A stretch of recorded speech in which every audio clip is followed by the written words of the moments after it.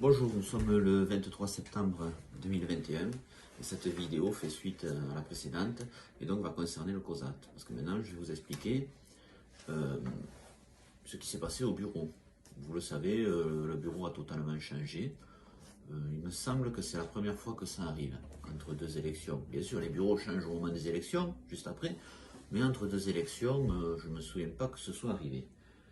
À vérifier, mais bon, en tout cas là c'est arrivé. Alors, pour changer un bureau, il y a trois solutions. Voilà, j'ai ici les statuts du COSAT. Il y a trois solutions, donc il faut un conseil d'administration extraordinaire. Alors, il y a trois solutions, je vous dis. Soit c'est à l'initiative du président, soit c'est à la demande conjointe des vice-présidents, soit c'est à la demande d'un tiers des membres du conseil d'administration. Bon, pour reprendre depuis le début, à l'initiative du président, il n'est pas assez bête pour demander à se faire renverser. Hein. Donc celle-là, on l'élimine. À la demande conjointe des vice-présidents, qui étaient plutôt M. Mouinet et M. Martinez, l'un de l'UNSA et l'autre d'une liste libre. Eh bien, ces deux personnes ont été approchées en octobre 2020 par les élus politiques pour leur dire, ben, écoutez, on va faire provoquer un conseil d'administration extraordinaire. Ils sont pas assez, c'est pareil que le président, ils sont pas assez bêtes pour se faire renverser eux non plus. Et puis un des deux a dit, mais pourquoi? C'est quoi la raison pour renverser le président? On verra plus tard. Donc il a dit non. Voilà, les deux ont dit non. Donc troisième solution, à la demande de un tiers des membres du conseil d'administration. Je vous rappelle la composition du conseil d'administration. 25 élus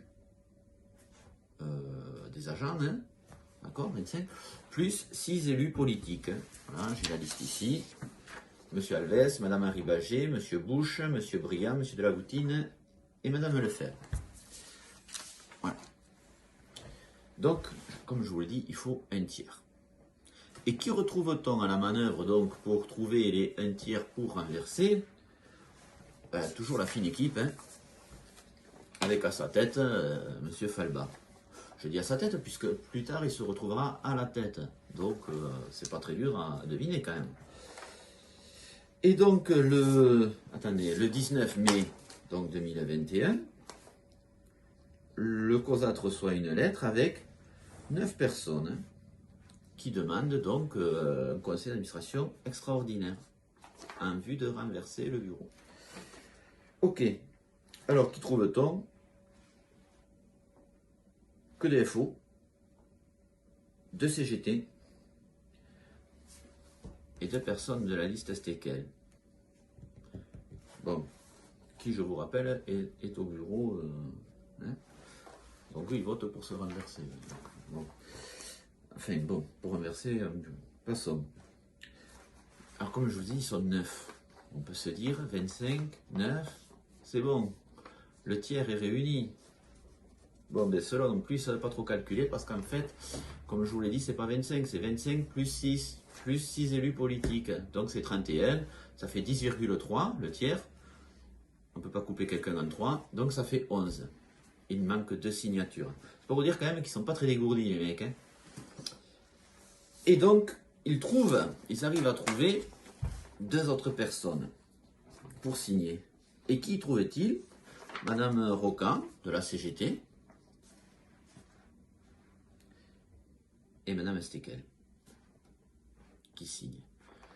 Alors, le vote de défiance du bureau, c'est les ordres du jour, c'est non seulement pour renverser le bureau, mais pour ouvrir une enquête, on va dire comme ça, hein, une enquête sur les agissements, les supposés agissements de Madame Stekel au Fonds d'action sociale. C'est-à-dire que Madame Stekel, en fait, elle signe contre elle. Voilà. Donc, arrive le 2 juillet, conseil d'administration extraordinaire. Je vais revenir sur la signature de Madame Stekel. Alors c'est marrant parce que j'ai ici la version officielle et puis j'ai une version enregistrée, il y a quand même des différences. Hein. Parce que dans la version enregistrée, donc qui n'a rien d'officiel, Madame Stekel n'est pas là, mais elle a donné le pouvoir à une fille, c'est légal, qui a apporté sa démission et sa démission a été refusée par M. Bush. Je ne savais pas qu'on pouvait refuser une démission, mais bon, écoutez, hein.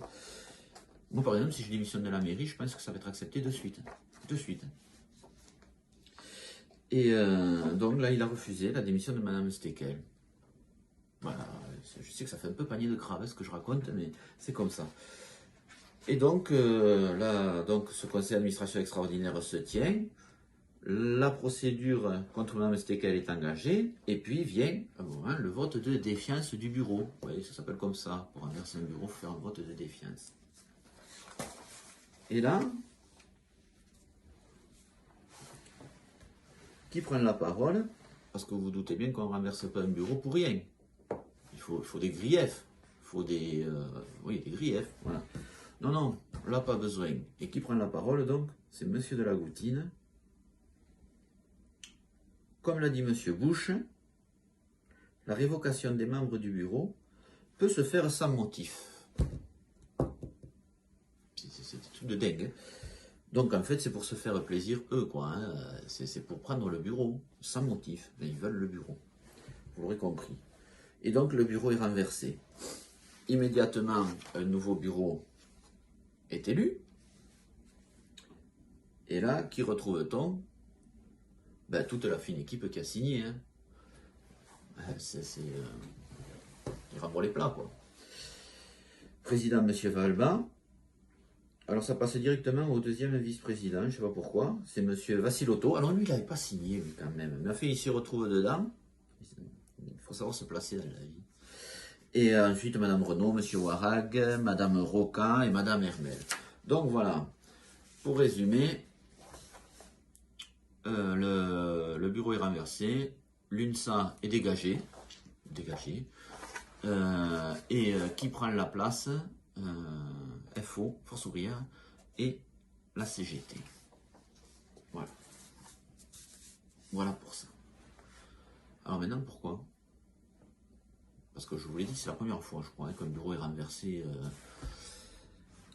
Et bien, c'est tout simple. Là, c'est moi qui le dis, hein, mais ça doit être ça quand même. Hein.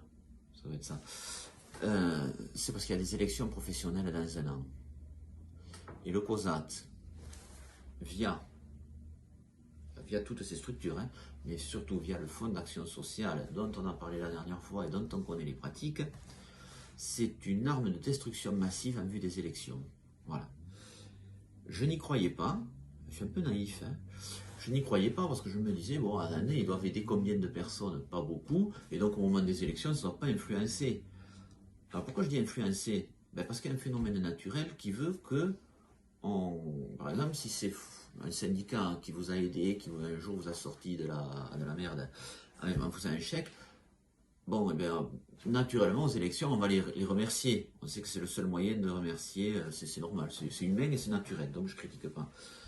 Mais je me disais, bon, il n'y a pas énormément de personnes que ça ne soit pas tellement influencé. En fait, le Fonds d'action sociale, c'est une moyenne de plus de 40 personnes par an, par mois. Environ 500 personnes par an. Imaginez sur la métropole, non, on va prendre l'ensemble, mairie métropole, sur 5 ans de mandat, ben, vous aidez 500 personnes par an, ça vous fait 2500 personnes aidées. Si c'est sur 2500, ouais, c'est ça. Si sur ces 2500, vous n'en avez que 10%, ce qui est infime, hein, je ne parle même pas de la moitié, que 10% qui votent pour vous, pour votre syndicat, parce que vous les avez aidés, imaginez, vous passez, comme on dit, vous passez crème aux élections. Et je pense que c'est pour ça que ça passe crème souvent, hein, Force ouvrière. Je n'ai pas dit que c'était illégal ni immoral, ça, hein, je trouve que c'est normal, quand on a été aidé par quelqu'un, de le remercier en votant pour lui. Mais en tout cas, voilà, je vous dis, c'est une arme de destruction massive. C'est pour ça que je ne comprends pas que l'UNSA se soit fait carotter de la sorte sans rien dire, parce qu'on ne les entend pas. Hein. Je ne sais pas si vous les avez entendus, ils se sont fait dégager, on ne les entend pas. Bon, Mais par contre, comme je vous l'ai dit au début de la vidéo, il y a quelque chose d'étonnant, c'est que ce soit des politiques qui aient essayé, en octobre 2020, ils s'y prennent à l'avance, d'avoir la demande des vice-présidents. Et puis de toute façon, ça se voyait à l'Assemblée Générale que c'était une histoire de politique. Quand je dis de politique, c'est de politique politicienne. Vous avez M. Bush et M. Falba qui ont eu un échange, ça n'a pas été filmé, c'est dommage, hein. Alors peut-être ça a été filmé, hein. Si c'est filmé, il faut le voir. Où ils se parlent tous les deux, et je t'ai téléphoné hier soir, et on s'est vu, et... Mais qu'est-ce que c'est cette histoire? Mais d'où ils se voient le soir? Voilà. Alors, je sais d'où, hein. Parce que comment on n'est pas très bête. Hein. Et c'est pas autour d'un barbecue. Bon, passons. En tout cas, c'était une demande politique. Hein, et donc, c'est, en plus, une pierre de coups, un règlement de compte. Il faut le dire, c'est un règlement de compte contre M. Piquemal. Voilà. Pourquoi? J'en sais rien. Peut-être parce que vous savez, Piquemal, c'était l'équipe à M. Moudenc. Peut-être parce que il a soutenu un adversaire de M. Moudenc dans la campagne. Mais on est en démocratie, hein. On a le droit de soutenir qui on veut, sans en subir des conséquences ineptes. Je ne sais pas si c'est le terme, mais bon. En tout cas, c'était un complot. Voilà, c'était un complot pour dégager le bureau actuel et Piquemal en particulier. Voilà. Alors, on a une preuve supplémentaire que c'est un complot. J'ai ici un mail, copie d'un mail, de l'ancien directeur. Vous savez, vous avez qu'à aller voir la vidéo que j'ai fait sur lui, où déjà il y a 3 ou 4 ans, je mettais en doute ses compétences, et je ne faisais pas que les mettre en doute. Hein. Je démontrais par A plus B qu'il n'était pas compétent. Et M. Bush me donne raison, je vous rappelle dans la vidéo. Il dit celui-là on ne le veut plus, on ne le veut plus, on ne le veut plus. Bon, en tout cas, il y a un peu plus d'un an, en juillet 2020, il se fait licencier du COSAT. Voilà, je ne sais pas pourquoi, puis je m'en fous. Et il se fait licencier, et qu'est-ce qu'il produit en septembre-octobre, donc 3 mois après avoir été foutu à la lourde? Il produit une espèce de mail, enfin il balance un mail à tout le monde, alors à tout le monde, non, à quelques personnes, mais il y en a qui me l'ont donné parce qu'ils sont gentils, où il prévoit, dans ce mail, il prévoit tout ce qui va se passer. Alors, je mettais en doute ses compétences techniques pour diriger le COSAT, ça je maintiens mes dires. Mais par contre, le mec c'est George Orwell. Hein. Vous savez, George Orwell c'est cet auteur qui en 1948 a écrit un livre qui s'appelle 1984 et où tout ce qui se passe aujourd'hui est raconté. Vous voyez, la novlangue, tout, l'information qui est truquée. Je conseille à tout le monde de lire 1984 de George Orwell. Et donc le mec c'est George Orwell numéro 2 quoi. Il prévoit tout ce qui va se passer. Donc il y a 2 solutions pour ça, quand on prévoit ce qui se passe. Soit on est un devin, moi j'y crois pas, soit on est dans le complot. Voilà. Soit on est à l'intérieur. Voilà. Je pense que c'est plutôt ça. Je vais vous donner un exemple. Il dit aussi, je pars du principe, du postulat, que dans un avenir assez proche, le conseil d'administration a choisi de renouveler son président, son bureau, de constituer une nouvelle forme de tout ce qui arrive. C'est un truc de dingo, hein. Voilà. Bon. Donc voilà, tout était prévu, tout était calculé. Et maintenant, on a Force ouvrière qui va diriger le COSAT. Voilà. Ah ouais, attendez. Je vais faire un petit retour en arrière. Pour Madame Stekel. Depuis, il y a eu d'autres bureaux. Elle n'a toujours pas été suspendue. Elle participe toujours au bureau. Je vous rappelle la position de M. Bush en Assemblée Générale. Ils ont tous voté la procédure pour enclencher la procédure. Je répète un peu. Mais elle est toujours là. Elle est toujours présente. Alors, sûrement. Mais c'est quand même assez étonnant. C'est quand même assez étonnant. Voilà, cette vidéo est terminée pour le COSAT. Je vous remercie. Au revoir.